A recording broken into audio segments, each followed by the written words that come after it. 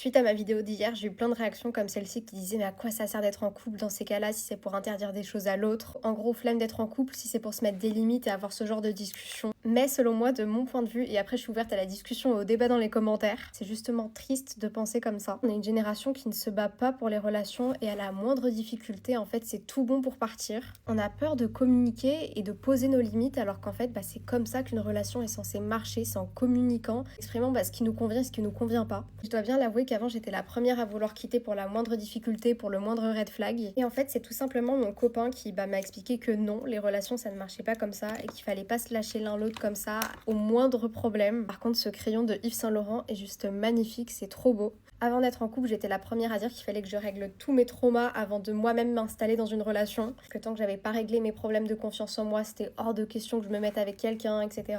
Alors oui, évidemment, c'est mieux de faire ça, mais après, je pars du principe qu'une relation, ça se construit aussi. Avec mon copain, on a fait le choix de grandir ensemble et de se mettre très tôt ensemble. Mais en tout cas, si j'avais attendu d'avoir confiance en moi à 100%, je serais passée à côté d'une super belle relation. Alors évidemment, on n'est personne pour interdire aux gens de faire quoi que ce soit. Moi, je pose juste mes limites. Après, voilà, monsieur est assez grand pour faire ses choix, tout simplement, et je lui ai jamais mis un couteau, voilà.